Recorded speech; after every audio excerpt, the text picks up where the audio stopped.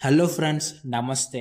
మళ్ళీ చాలా రోజుల తర్వాత అయితే ఒక వీడియో అప్లోడ్ చేయబోతున్నా. ఎందుకంటే ఒక 4 డేస్ నుంచి మా సీఎస్ఈ డిపార్ట్మెంట్‌కి డిజైన్ అండ్ థింకింగ్ పైన వర్క్‌షాప్ అవుతుంది. అయితే ఈరోజు మా క్లాస్‌కి అయితే టైం వచ్చింది. ఇంకా మా క్లాస్ మెంబర్ అందరం టీమ్‌గా డివైడ్ అయ్యి, నేను ఇంక మా టీమ్ మెంబర్స్ మాకొచ్చిన ఐడియా అయితే పేపర్ పైన రాసాం. ఇంకా మేడం ఏమో ఫస్ట్ ఐడియాని ఎగ్జిక్యూట్ చేయమన్నారు.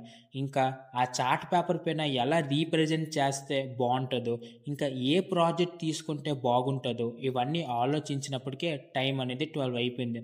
ఇంకా నేను కూడా మెస్‌కెళ్ళి లంచ్ చేసి మళ్ళీ నేను ఇంక మా టీమ్ మెంబర్స్ అందరం షార్ప్ 1:00 అయితే క్లాస్‌కొచ్చాం.